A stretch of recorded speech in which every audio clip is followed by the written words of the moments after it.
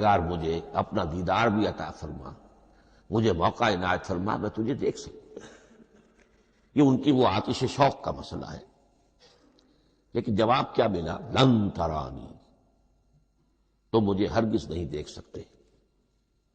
وَلَٰكِنِ انظُرْ إِلَى الْجَبَلِ فَإِنِ اسْتَقَرَّ مَكَانَهُ فَسَوْفَ تَرَانِي۔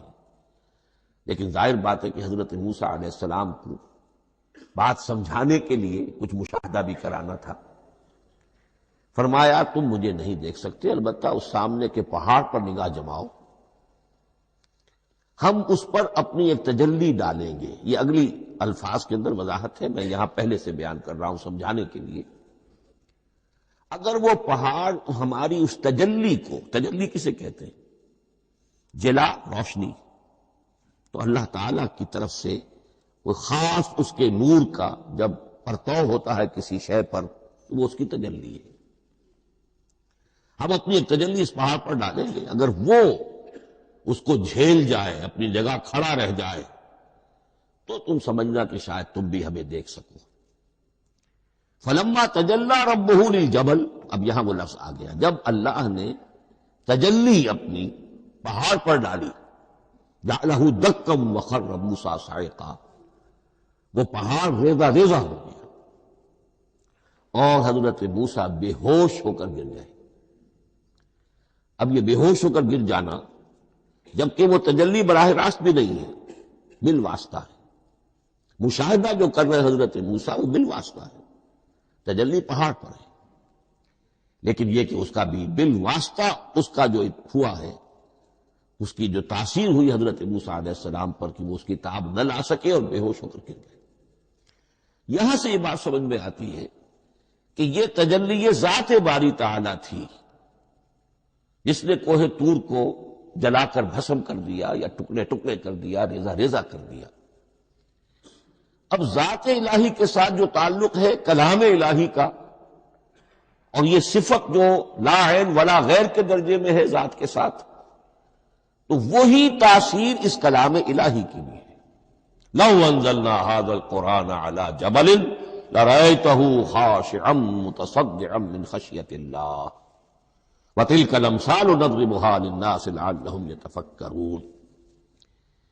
اس حقیقت کو اس دور میں میں اپنے مطالعے کی محدودیت کا اعتراف کرتے ہوئے عرض کر رہا ہوں کہ میرے نزدیک جس قدر پرشکوہ انداز میں علامہ اقبال نے بیان کیا ہے، اسی کیفیت کو وہ شاید اس کی کوئی مثال نہ مل سکے۔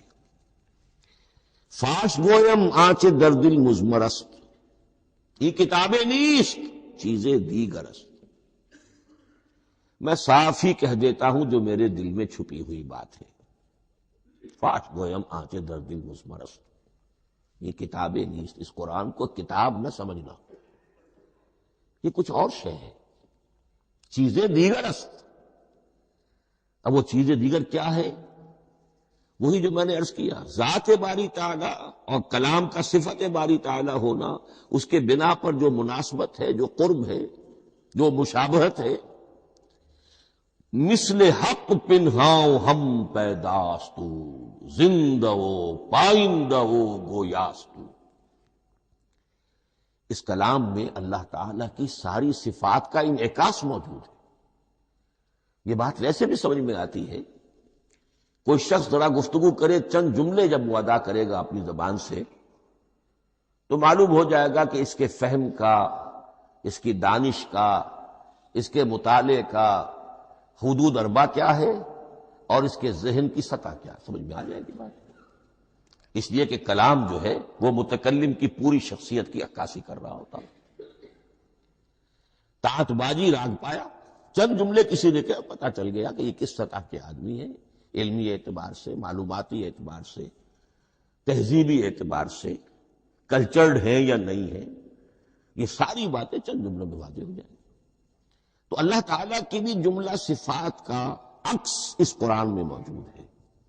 ان میں سے جن چند چیزوں کا ذکر علامہ نے شعر میں کیا، وہ جو سورہ حدید کی آیت ہے، هو الاول والآخر والظاہر والباطن، اللہ الظاہر بھی ہے، الباطن بھی ہے۔ اتنا ظاہر کہ اس سے زیادہ ظاہر کوئی شے نہیں، اور اتنا باطن کہ اس سے زیادہ چھپی ہوئی کوئی شے نہیں۔